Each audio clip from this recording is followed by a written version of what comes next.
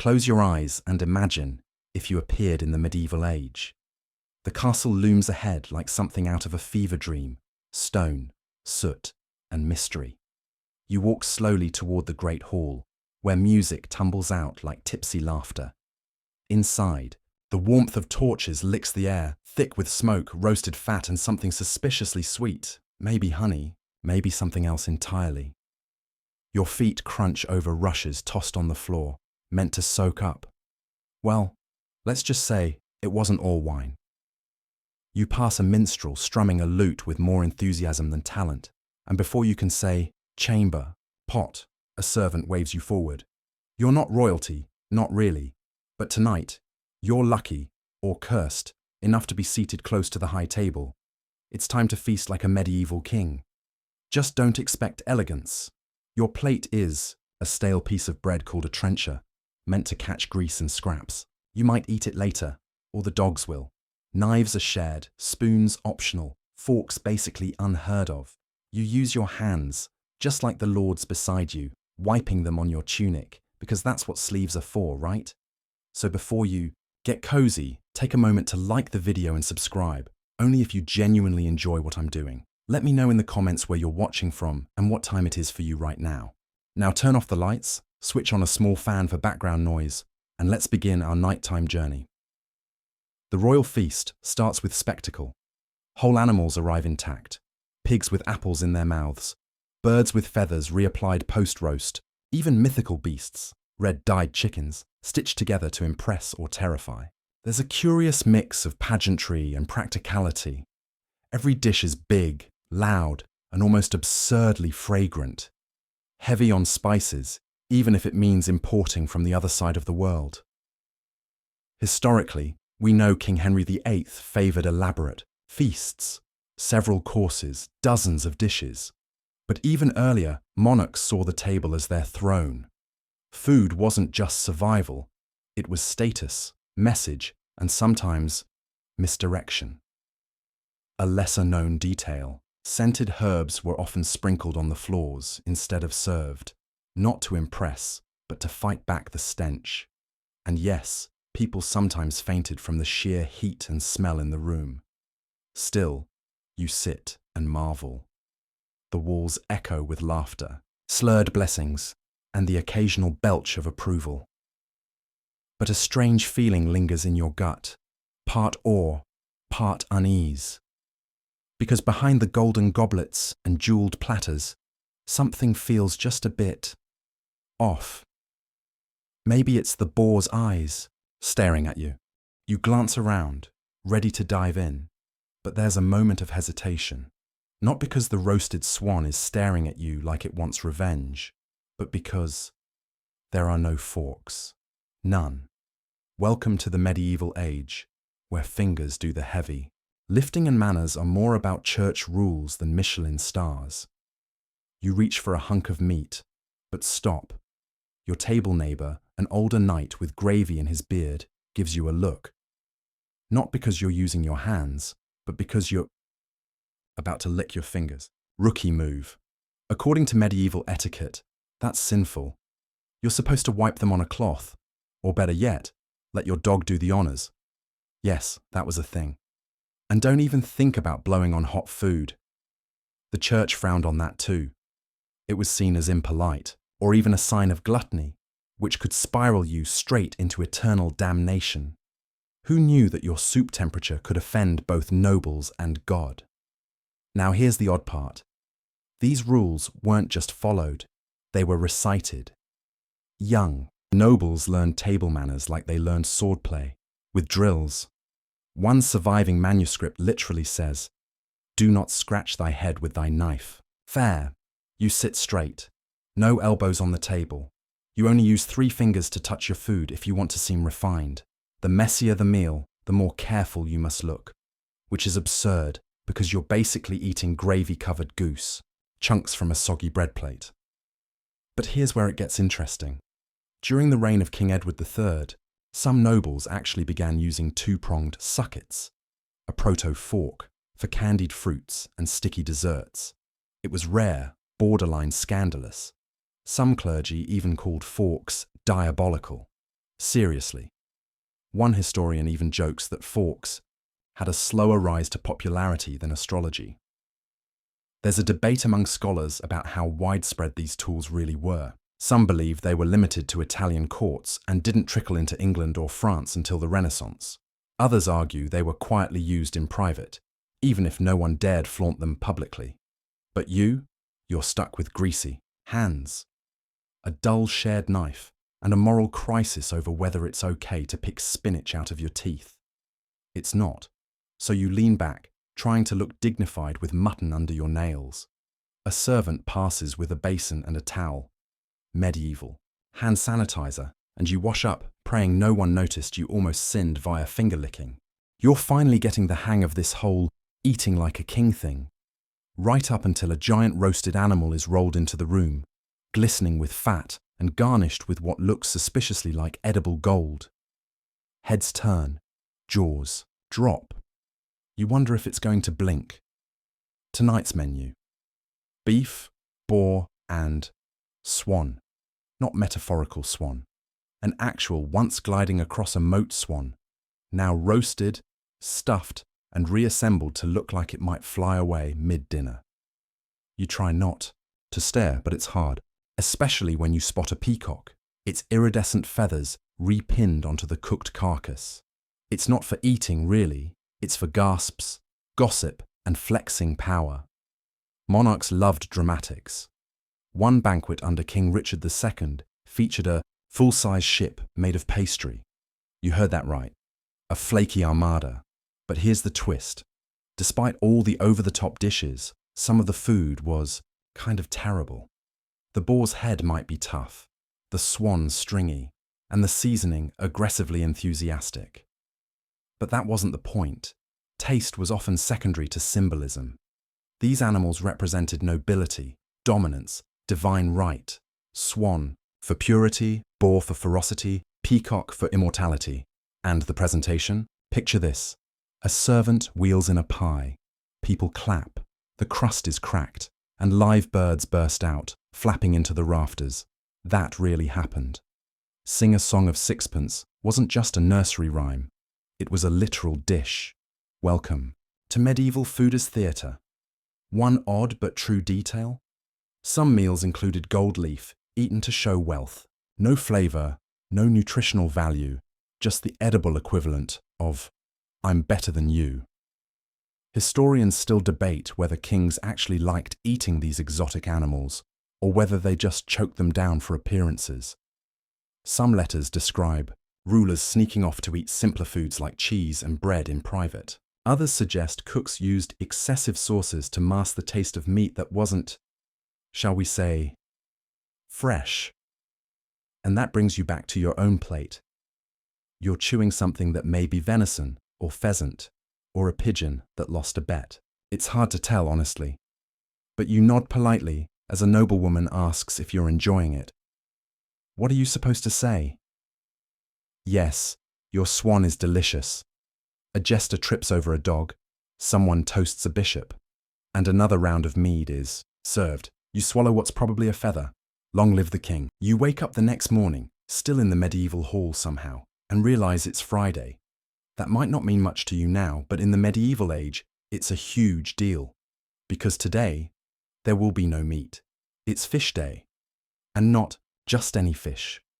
We're talking freshwater, saltwater, pickled, dried, smoked, jellied, and some you suspect were invented on a dare. You glance at the table, and the first thing you spot is a gelatinous grey stew with something eel-like poking out. It's almond milk eel stew, and yes, that was a real dish. Surprisingly high class, and surprisingly weird. The church had strict fasting laws, and under canon law, believers had to abstain from flesh meat on Fridays and feast days, over 150 days a year. But leave it to medieval nobles to find loopholes. Fish didn't count, so they ate it like carnivores on technicality. The royals, they took it further. Mock meats were the rage. Fish moulded to look like roast goose. Whale meat passed off as aquatic beef. Monasteries even had recipes for fish bacon. No pigs harmed, just very confused trout. During the reign of King Louis IX of France, Records show entire Friday feasts with over 30 types of fish, including dolphin. Yes, dolphin. Debate still rages about whether that counted as meat or just weird fish. Historians aren't sure if people liked it or just pretended to, much like modern office, birthday cake. And here's a little-known detail. Inland castles had live fish ponds, basically medieval fish refrigerators. The nobility would stock them with carp, perch, or pike, and order them caught just hours before serving. Freshness mattered, kind of. But so did showmanship. Meanwhile, down the table, a servant drops off something that looks like a fish egg. Custard. You pretend to be allergic. A bishop blesses the meal. Someone makes a joke about Jonah and the whale. No one laughs, probably because they're too busy chewing fish bones. There's something both impressive and unsettling about how much energy goes into avoiding meat without really giving it up. You're technically fasting, but with lobster on a golden plate, it's hard to call it penance. Debate still exists around just how strictly kings followed fasting rules. Some say they used indulgences and loopholes to eat what they wanted anyway. Others believe royal kitchens bent over backward to obey every detail, to appear righteous, if not actually feel it. You sip something that tastes like lukewarm pond, water. Wonder whether that eel blinked at you and decide to skip dessert, just in case it swims. You made it through the fish, barely. Now comes dessert, which, in the medieval age, is not the gentle, sweet landing you're used to. No soft cakes, no chocolate fountains, and definitely no ice cream. What you get instead is a parade of confections with a personality disorder. A servant places a platter in front of you. It's shiny, wobbly, and somehow meaty. You squint. It's jellied veal, sweetened with honey, set in gelatin and shaped like a castle tower. You poke it. It jiggles with a vengeance. Medieval desserts had a habit of being both sweet and savory. Because sugar was considered more of a luxury than a category, you'd get things like candied parsnips, spiced rice pudding, or sugar-coated fennel seeds. And if you're lucky, marchpane, a kind of early marzipan sculpted into little edible statues. Think sugar art with a 30% chance of dental regret. Then, there are the surprises. Actual honest-to-God live birds baked into pies, and not metaphorically. The crust was baked with a hidden chamber, birds shoved in last minute, and when the pie was cut, flap, flap, flap. Dinner becomes an aviary. You flinch, everyone claps. The goal? Shock value. Medieval kings wanted their guests to gasp, laugh, gossip, and remember. One banquet under King Henry VIII featured a dessert swan breathing fire, thanks to some sulfur trickery and a possibly terrified kitchen staff. Here's the weird thing. Many of these desserts weren't made by bakers, but by alchemists and surgeon apprentices. That's right. People who typically worked with lead and leeches were also sculpting sugar castles and spinning golden eggs from saffron and dough. Historians argue over whether these desserts were actually eaten or simply admired. Some say the nobility genuinely enjoyed them. Others think they were mostly food theatre, too rich and strange to finish. A less-known tidbit: sugar, imported at massive expense, was believed to have medicinal properties. It was prescribed for everything from bad breath to broken hearts. So when you eat that weird honey-roasted pine nut brick, it's technically a wellness snack. You watch as another guest politely chokes down something green and sticky, and a courtier offers you a dragée, basically a medieval tic-tac. You accept it, because it's the safest-looking thing all night. As the last flaming dessert swan is wheeled away, you wonder if your stomach can file a formal complaint. You're parched. Between the eels, the jelly meat, and that flaming swan that still haunts your thoughts, it's time for a drink. But there's no bottled water in sight, and if there were, you probably wouldn't trust it. Welcome to the medieval beverage dilemma, where ale is breakfast, wine is medicine, and water is suspicious at best. You reach for a mug of ale because that's what everyone's drinking. Not just the knights, not just the king, everyone, even children. But don't panic. This isn't your modern 7% IPA. This is small ale, low in alcohol and brewed to be safer than the local well, which might contain anything from dead rats to actual curses. Beer brewing in the medieval age was a household affair. Even queens brewed ale. Queen Margaret of Scotland was said to have her own preferred yeast strain. Now that's royal microbrewing. For the nobles, though, wine was king, imported from Gascony or Burgundy, aged in wooden barrels, and occasionally spiced to death. Literally. Medieval hippocras was red wine mixed with cinnamon, cloves, sugar, and sometimes ginger. Like mulled wine, but with fewer rules and more ambition. You sip, it burns. And yes, they drank it for breakfast, especially noble ale with porridge, wine with bread, even honeyed mead before noon. A sober morning wasn't a virtue, it was a medical concern. People genuinely believed that alcohol balanced your bodily humours, especially when mixed with herbs. So if your spleen was acting up, a mug of rosemary wine might be prescribed. No one knew what a spleen did, but everyone was sure theirs was moody. There's even evidence that monks brewed extra strong beer for fasting days, because beer technically wasn't food. If that feels like cheating, it absolutely was. But when you've sworn off solid food for 40 days, you get creative. Scholars still argue over how drunk people really were on a daily basis. Some say they were constantly tipsy. Others argue small ale was so weak you'd need gallons to feel anything, and most didn't have the bladder capacity. And what about water? Yes, people drank it, cautiously. Some town fountains were cleanish, and boiling helped. But in many places, river water doubled as a sewer, which really ruins your soup recipe. A quirky note. Nobles sometimes flavoured their water with herbs or rose petals, both to mask the taste and signal wealth. If you're sipping rosewater from a pewter cup tonight, congratulations, you're hydrated and fabulous. You glance down at your goblet. Is it wine? Is it cider?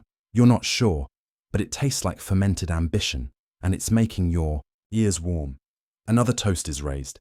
You clink mugs and try not to fall off your bench.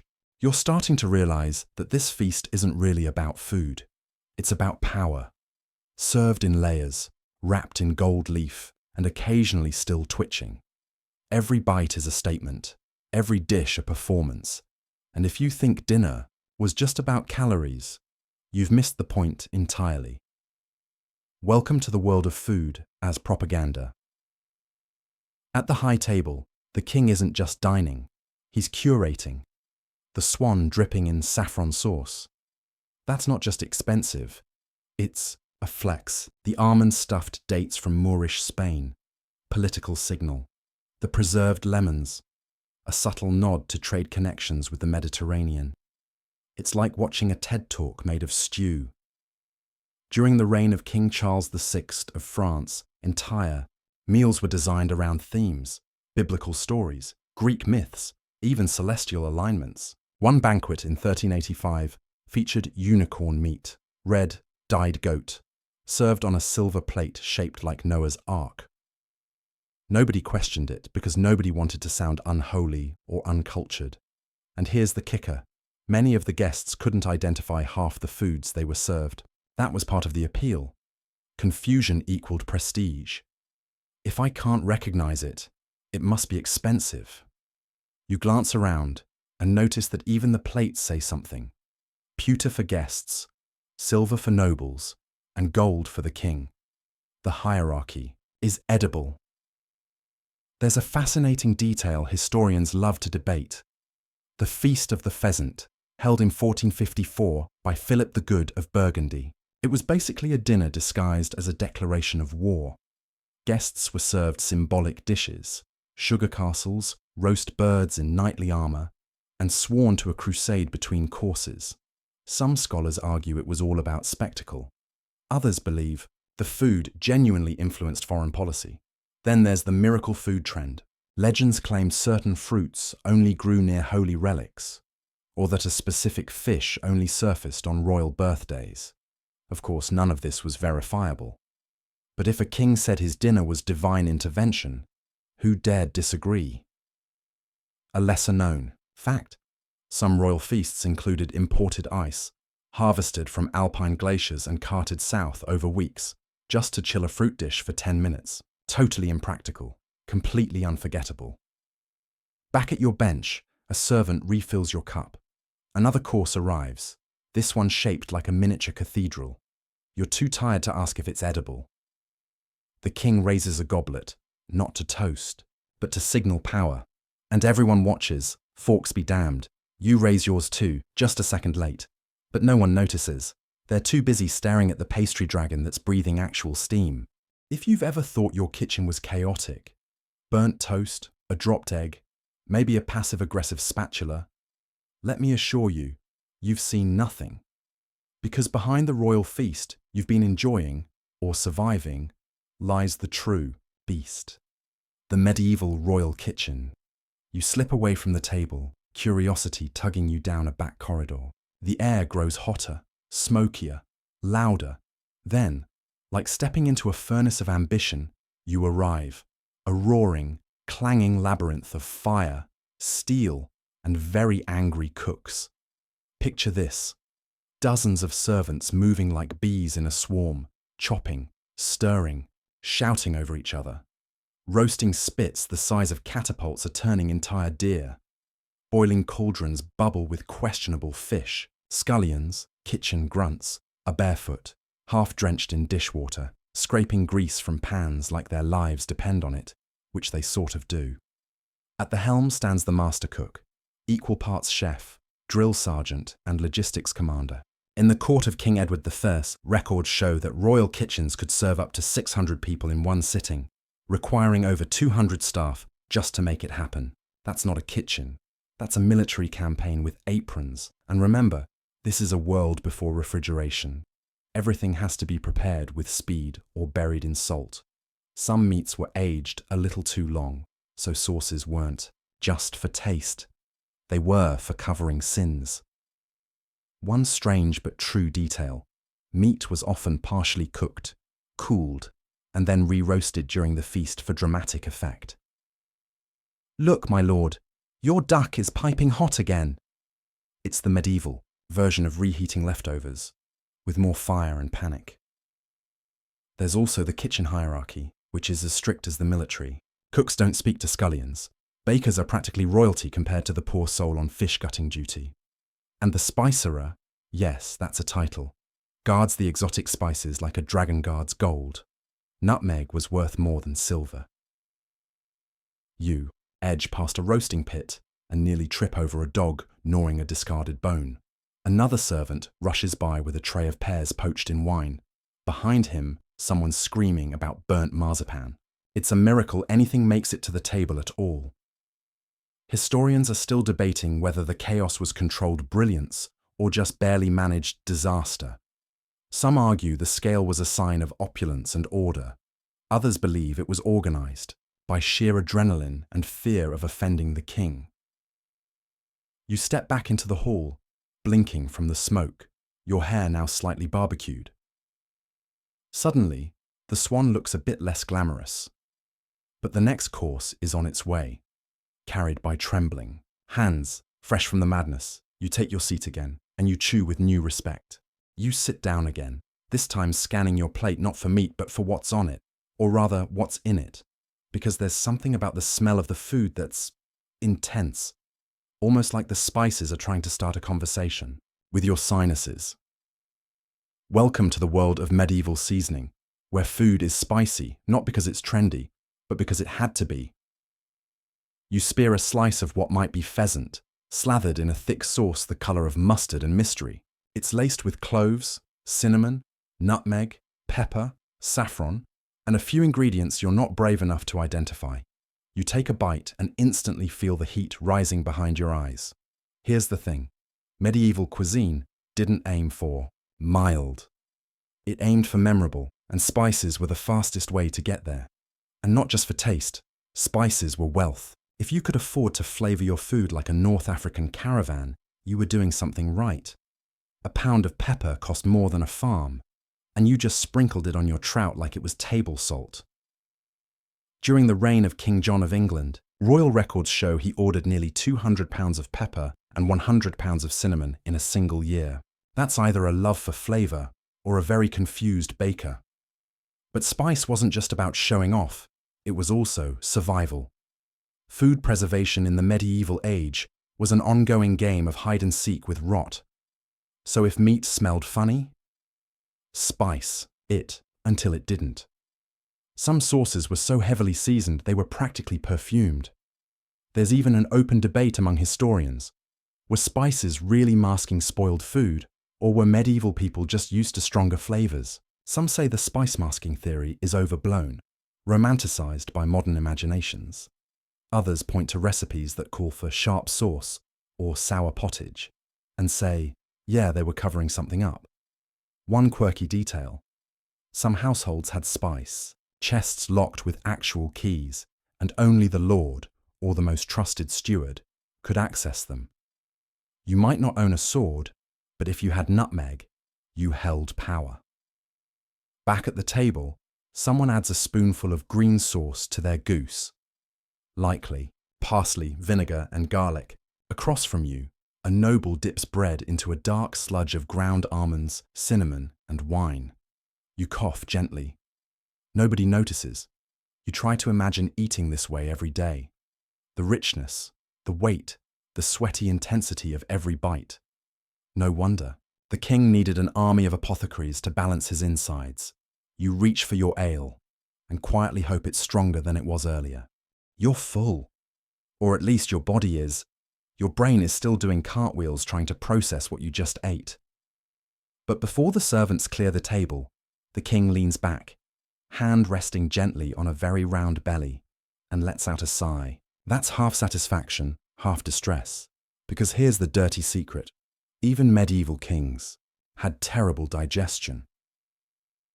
For all the gold-dusted game meat and saffron-soaked everything, royal guts were not equipped for this culinary theatre. And no surprise, meals this rich, this heavy, eaten in massive portions, did things to a human body. Unforgiving biological things. The king glances sideways. A servant steps in silently and offers a small dish, crushed fennel, mint leaves, maybe a dash of vinegar. It's a digestive aid, one of many medieval remedies designed to settle the storm inside. Another courtier chews on candied angelica root. Someone else takes a sip of wine laced with wormwood. It tastes like betrayal, but it might help. In the court of King Henry III, it's said that apothecaries were kept on standby at every feast, ready to distribute herbal concoctions on command. Spiced wine for heartburn, licorice root for bile, charcoal powder for when things got really bad. There's a scholarly debate that never seems to die. Did this royal diet actually shorten the lifespan of kings? Some historians believe so. The overindulgence, the lack of fiber, the sheer weight of food, it may have led to heart disease, gout, chronic inflammation. Others argue that monarchs had access to the best care and fared better than peasants, whose diets were boring but stable. You decide both arguments are valid and equally stomach-turning. And here's a weird fact you didn't expect. Vomiting after a meal wasn't always seen as negative. In some elite circles, it was considered a way to make room for more. Whether done discreetly or ritualistically, purging via herbal emetics or physical encouragement was disturbingly common. You look over at the king again. He's rubbing his temples now. A physician murmurs something and places a cool cloth on his neck. Dessert was a blur. The pastries, the sugared plums, the meat pies with digestive herbs, all blend together. What began as a royal display has turned into a personal crisis, and yet the performance never stops. A bard strums softly. Dancers twirl near the hearth. Servants continue serving watered wine and whispering reassurances. You lean back, press a hand to your midsection, and try not to think about the eel stew, or the fact that it might be thinking about you. The feast is over. The fire dies down. A final toast is made, not to health, not to victory, but to survival. And in this age, that might be the greatest luxury of all.